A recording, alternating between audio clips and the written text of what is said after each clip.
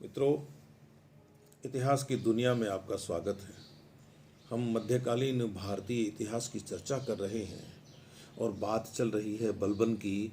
पिछले 2 अंकों में आपने देखा कि बलबन किस तरह एक गुलाम से सुल्तान बन गया।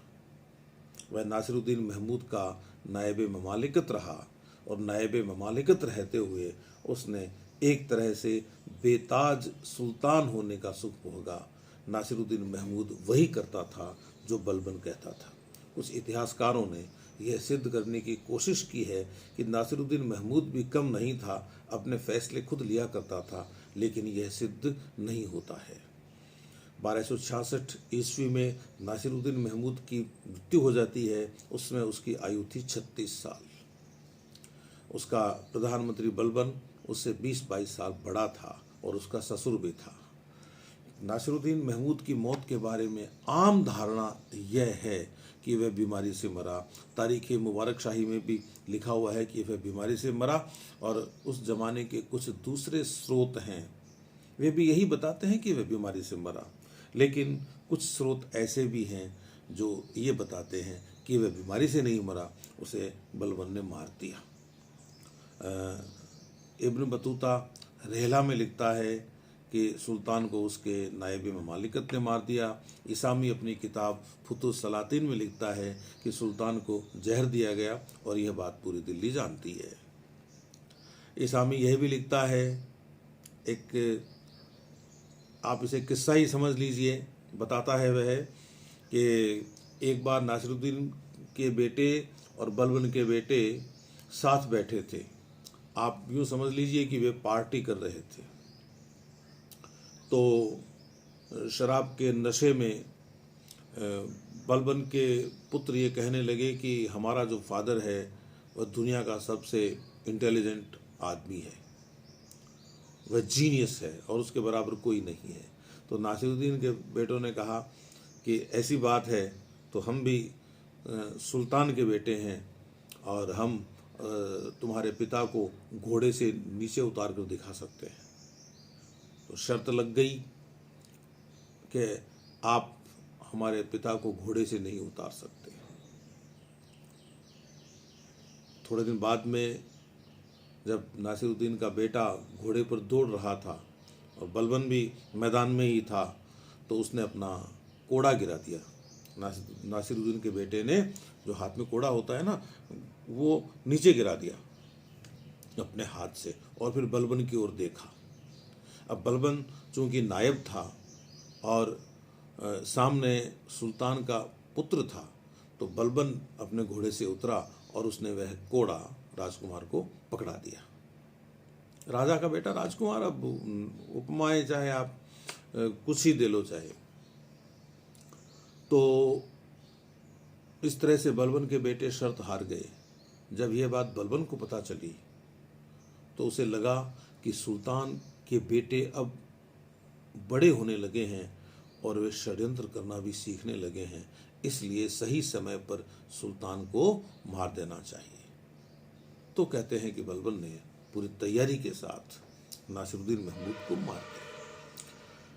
एक दूसरी बात और भी है, जो लोग ये कहते हैं कि बलबन ने नासिरुद्दीन को मारा था, वे यह भी कहते हैं कि नासिरुद्दीन को मारने के बाद बलबन ने नासिरुद्दीन के क्या, इल्तुतमिश के पूरे वंश का नाश कर दिया। अब भाई, वंश का नाश करना भी उस समय एक सामान्य बात थी। जब कोई नया राजवंश स्थापित होगा तो वह पुराने राजवंश को नष्ट ही करेगा। खैर, यह कोई ज़्यादा महत्वपूर्ण भी नहीं है कि बलबन ने नासिरुद्दीन को मारा या फिर बीमारी से मरा। महत्वपूर्ण यह है कि गद्दी पर बैठने के बाद बलबन ने अपने सामने आई हुई कठिनाइयों को किस तरह दूर किया। तो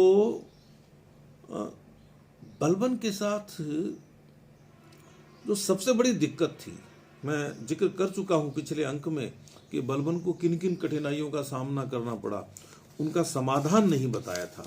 तो वह मैं बता रहा हूँ कि वे बलबन ने किस तरह से अपनी कठिनाइयों का समाधान किया। तो बलबन के सामने जो सबसे बड़ी प्रॉब्लम थी, सबसे बड़ी समस्या थी, सबसे बड़ी बाधा थी, वह यह थी कि वह एक गुलाम था। और अब तक उसे किसी ने गुलामी से मुक्त नहीं किया था। गद्दी पर तो वह बैठ गया। और दूसरी बात यह थी कि जिन शमशी सरदारों के साथ मिलकर उसने अब तक काम किया था, शमशी सरदार शमशुद्दीन इल्तुतमिश में निष्ठा रखने वाले सरदार, बलबन खुद भी वही था। वह इल्तुतमिश के चालीसा का चहलागान का सदस्य था। तो अब उसे ये लगा कि ये सरदार मुझे सुल्तान के रूप में कितने दिन सहन करेंगे, क्योंकि जब नासिरुद्दीन सुल्तान बना उस समय बलबन की स्थिति एक तरह से समकक्षों में प्रथम जैसी हो गई थी। और उसके बाद भी नायब ममालिकत रहते हुए बलबन ने अपने आप को प्रभावी बनाए रखने के लिए और विरोधियों को ठिकाने लगाने का काम जारी रखा था, क्योंकि यह काम तो सभी सरदार करते हैं और नासिरुद्दीन के पहले से ही चला आ रहा था, क्योंकि सल्तनत अस्थिर थी। कभी कोई सुल्तान बन रहा था, कभी कोई सुल्तान बन रहा था। तो खैर ये तो ठीक है, जैसे भी हो। अब वह क्या करे? तो उसने एक रास्ता निकाला, जिस रास्ते को कोई अवैधानिक भी नहीं बता सके। उसने ये कहा कि भाई सुल्तान का जो पद है वह हर किसी को नहीं मिलता है। जिस पर अल्लाह मेहरबान होता है उसको मिलता है, और वह खास होता है, सबसे अलग होता है।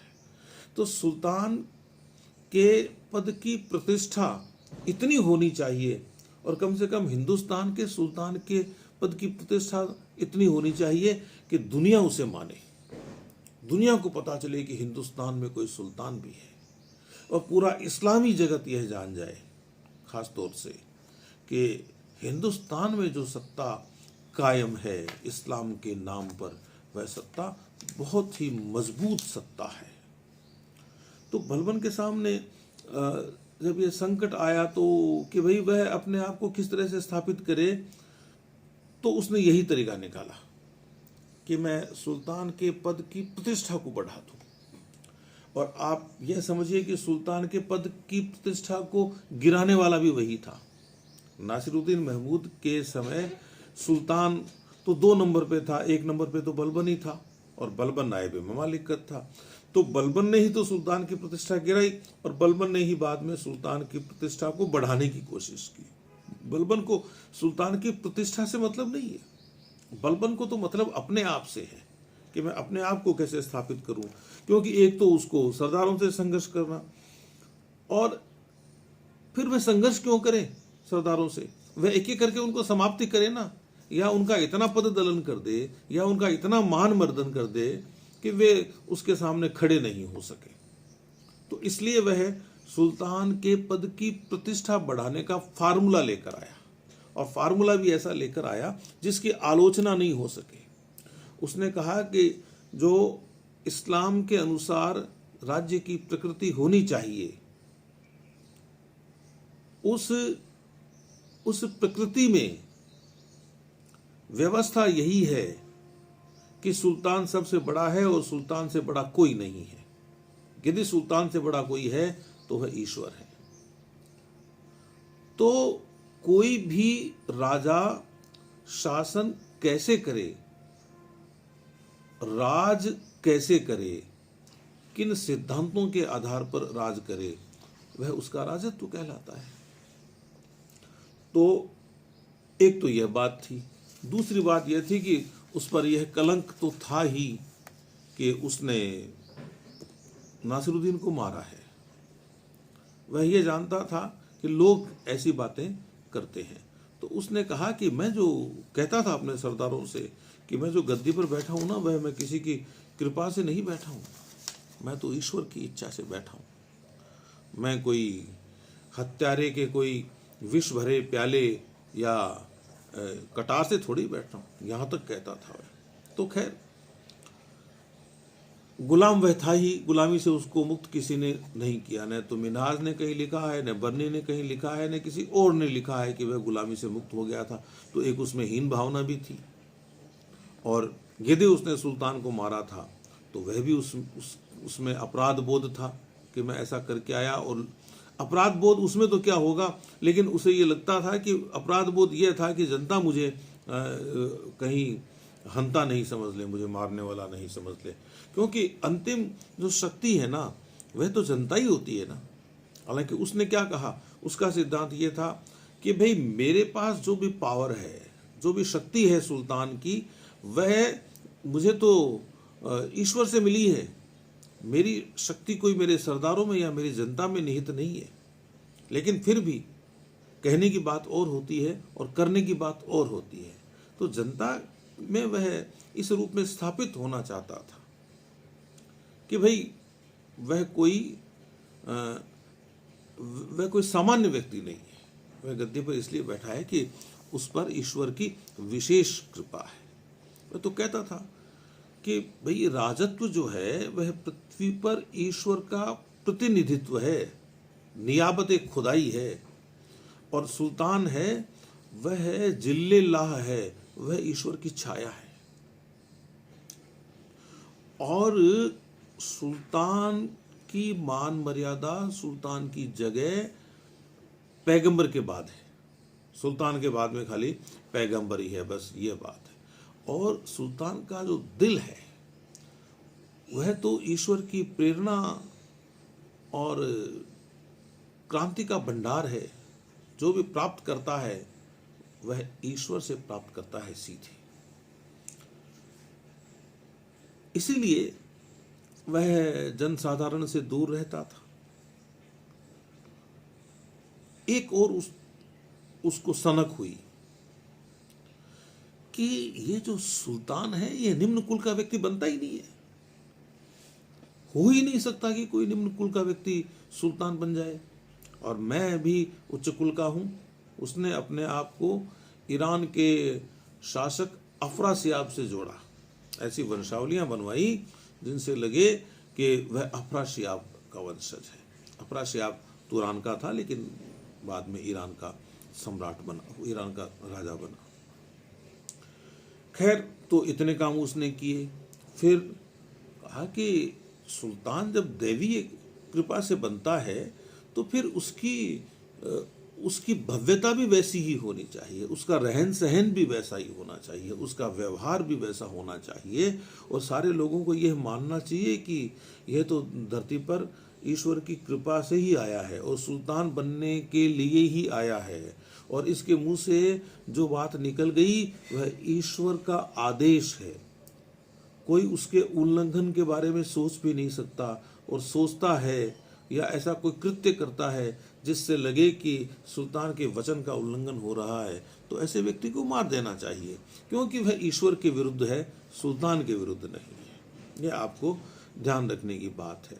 हर किसी से मिलता नहीं था, आम आदमी से तो मिलने का प्रश्न ही नहीं है। वह तो सरदारों में भी छांट कर बात करता था कि कौन सा सरदार उच्च कुल का है और कौन सा उच्च कुल का नहीं है।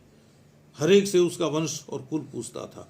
कारण यही है कि उसमें हीन भावना थी। उसे यही लगता था कि मैं तो एक गुलाम था और मैं सुल्तान बन गया, तो लोगों को लगे कैसे। एक दिल्ली का धनी व्यक्ति था, उसका नाम था फक्र बावनी। उसने महल के लोगों को रिश्वत दी कि किसी भी तरह से मैं सुल्तान से मिल लूं। महल के अधिकारियों ने पूरा जोर लगा लिया, लेकिन बलबन नहीं माना, वह उससे नहीं मिला। अब आप समझ जाइए कि बलबन कितना आग्रही था जनसाधारण से दूर रहने के लिए। और वजह एक ही है कि अपनी शक्ति को न्यायोचित सिद्ध करना। जो उसे मिल रहा है वह उसे जनता की कृपा से नहीं मिल रहा है, इसलिए वह जनता से मिले।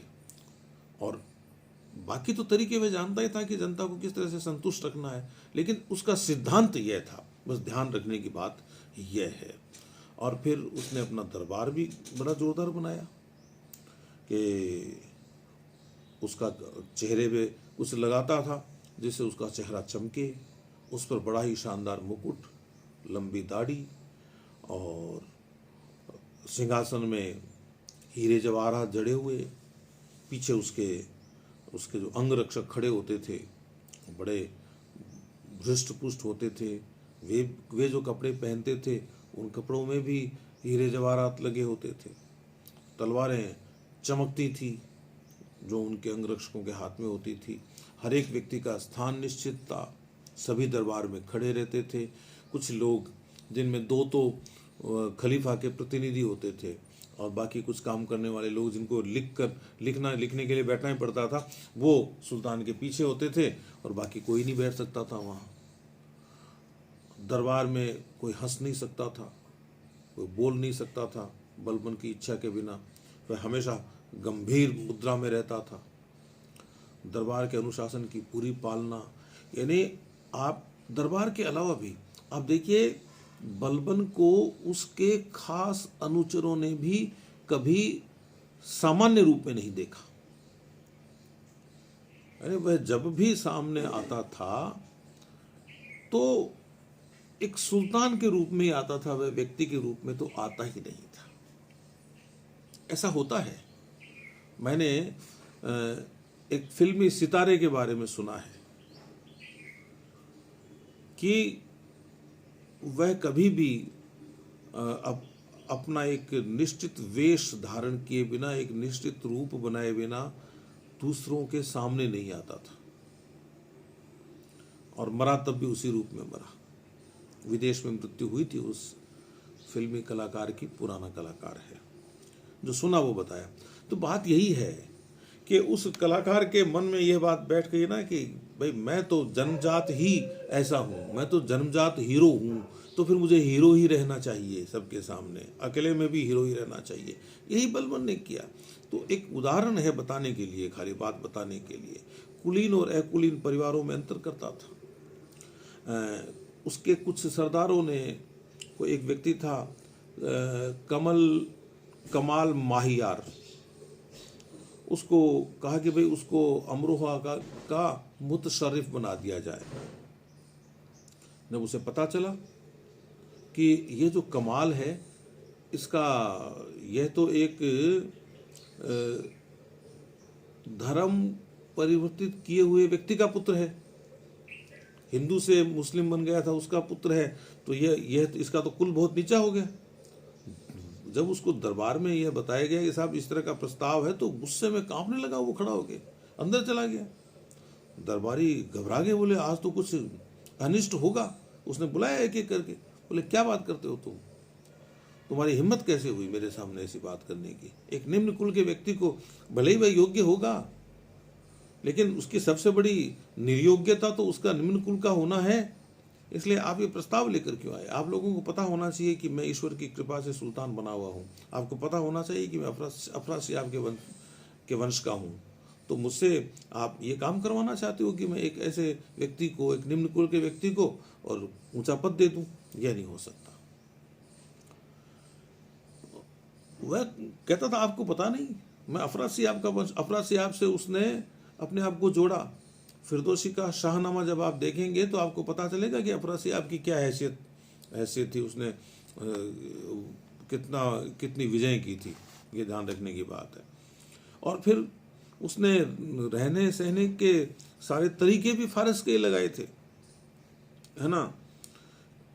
जैसे जब वह सुल्तान नहीं बना था, उसके पहले जो उसके बेटे हुए, उन बेटों के नाम रखे उसने महमूद और मोहम्मद। लेकिन सुल्तान बनने के बाद में उसने अपने बेटों के नाम वैसे रखे जैसे ईरान में राजकुमारों के नाम रखे जाते थे। कैकुबाद, कैखुसरो, कैकाउस, ये नाम वह ईरान से लेकर आया था, ताकि लोगों को भाई ये लगता रहे बार बार कि सुल्तान बहुत उच्च कुल का है। असल में लोग बोले चाहे नहीं बोले, लेकिन इस तरह की चीज़ों से बलबन की हीन भावना ही प्रकट होती थी। फिर कहता था कि मैं सबसे बड़ा न्यायाधीश, ठीक है, सुल्तान ही सबसे बड़ा न्यायाधीश होता था। तो उसको यह था कि भाई जनता के साथ कोई गलत करेगा ना, मैं उसको छोड़ूंगा नहीं, क्योंकि मेरा काम है वो जनता को न्याय देना है। एक तरफ तो कह रहा है कि मेरी शक्ति का स्रोत जनता नहीं है, और एक तरफ उस जनता को न्याय देने का दिखावा कर रहा है, क्योंकि शासन तो वह जनता पर ही कर रहा है ना। जनता के बीच में वह अपनी एक छवि प्रस्तुत करना चाहता था एक न्यायप्रिय शासक की, यह ध्यान रखना। अच्छा, वह जनता को यह विश्वास भी दिलाना चाहता था कि उसके पास कोई दैवी शक्ति है, इसलिए उसने खूब गुप्तचर रखे, बरीद कहते हैं गुप्तचरों को, और जो गुप्तचर अच्छा काम करते थे उनको पुरस्कार देता था, और जो गुप्तचर अच्छा काम नहीं करते थे उनको वह दंडित करता था। बदायूं के बरीद को, गुप्तचर को, उसने मारकर सूली पे लटका दिया कि उसने अपना काम सही नहीं किया था। तो ये दंड और पुरस्कार की नीति थी बलबन की, ये आपको ध्यान रखना चाहिए। और फिर जैसे एक व्यक्ति है मलिक बकबक, एक अमीर था, उसका सरदार था हैबत खां। इन लोगों पर जुर्माना लगाया, इनको दंडित किया, इन बकबक को तो मार ही दिया था। किस लिए? कि साहब इन लोगों ने अपने नौकरों के साथ अच्छा व्यवहार नहीं किया। बलबन का कहना था कि मैं उच्च कुल का व्यक्ति बैठा हूँ, मुझे पैगंबर के बाद जगह हासिल है, और सिक्कों पे नाम है, वह मेरा नाम खलीफा के सहायक के रूप में है। खलीफा आप जानते ही हैं, यद्यपि बगदाद में खिलाफत नहीं रही थी, लेकिन वह अब भी अपने आप को ये कहता था कि मैंने खलीफा से स्वीकृति ले रखी है, क्योंकि गुलामी का उस पर एक ठप्पा लगा हुआ था ना, इसलिए।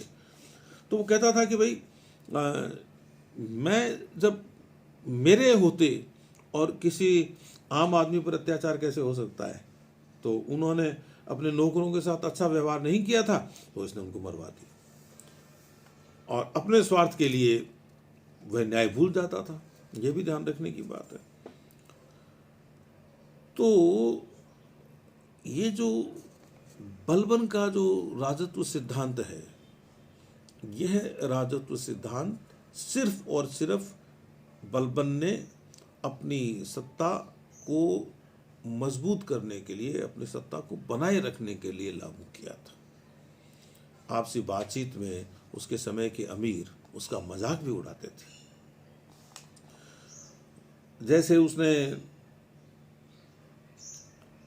ये किया कि चकाचौंध रहेगी चारों तरफ, कोई हंसेगा नहीं, कोई बोलेगा नहीं, कोई दूसरे की तरफ देखेगा नहीं, और इतना कठोर अनुशासन। कुछ चीज़ों की तो देखो तारीफ ही करनी चाहिए। जैसे उसके अनुशासन ने उसके भीतर के व्यक्ति को तो मार ही दिया था, आप ये समझ लीजिए। यानी जब उसको बुढ़ापे में 80 वर्ष की उम्र में अपने पुत्र की मृत्यु का समाचार मिला दरबार में, तो उसके चेहरे पे कोई भाव नहीं आया। दरबार का अनुशासन भंग नहीं किया उसने। जब अंदर अपने कमरे में गया तब फूट फूट कर रोया। तो यह भी आसान नहीं है। इसीलिए सल्तनत काल के सभी सुल्तानों में बलबन के राजत्व सिद्धांत का विशेष उल्लेख होता है। उसके बाद में जो अलाउद्दीन खिलजी हुआ, वह भी बलबन के जैसा राजत्व सिद्धांत नहीं लेकर आ सका। बलबन ने अपने इस राजत्व सिद्धांत से एक सुल्तान की प्रतिष्ठा को पुनर्स्थापित कर दिया। आप ये समझ लीजिए कि बलबन की प्रतिष्ठा बन गई इस आड़ में कि वह सुल्तान की प्रतिष्ठा बना रहा है। सुल्तान का महत्व कम नहीं होना चाहिए। इन्हें उसके राजत्व सिद्धांत ने उसके भीतर बैठे हुए मनुष्य की हत्या कर दी, इसलिए कि भाई सुल्तान क्या रूटीन डिस्टर्ब नहीं होना चाहिए। तो ये कोई छोटी मोटी बात नहीं थी, ये इस बात का आपको ध्यान रखना है। और उसके दरबार की चकाचौंध देखकर जब विदेशों से राजदूत आते थे तो वे जाकर कहते थे अपने देशों में कि ऐसा एक सुल्तान है जिसका वैभव तो देखते ही बनता है। और अमीरों के मन में हीन भावना आए, सरदारों के मन में हीन भावना आए, और जो भी दरबार में प्रवेश करे उसका मनोबल गिर जाए, इसलिए उसने क्या शुरू किया, सभी सजदा करेंगे, दंडवत प्रणाम करेंगे, झुकेंगे उसके आगे, पापोस करेंगे, उसके पांवों का चुंबन करेंगे। तो ये बलबन के राजत्व सिद्धांत की कुछ विशेषताएं हैं जो आपको ध्यान होनी चाहिए और उसका उद्देश्य भी ध्यान होना चाहिए। एक तो वह कुल के प्रति आग्रही था कि मैं उच्च कुल का हूं। दूसरा, उसने दरबार में अपना वैभव प्रदर्शन किया। तीसरा, उसने सिजदा और पापोस जैसी प्रथाएं लागू की। इसके अलावा उसने दरबार में कठोर अनुशासन लागू किया। और ये सारी कोशिशें यह संदेश देने के लिए थी कि कोई बलबन को चुनौती न दे, उसका पद बहुत बड़ा है। बलबन ने अपनी बाकी समस्याओं का समाधान किस तरह किया, यह अपन अगले अंक में देखेंगे। तब तक के लिए नमस्कार।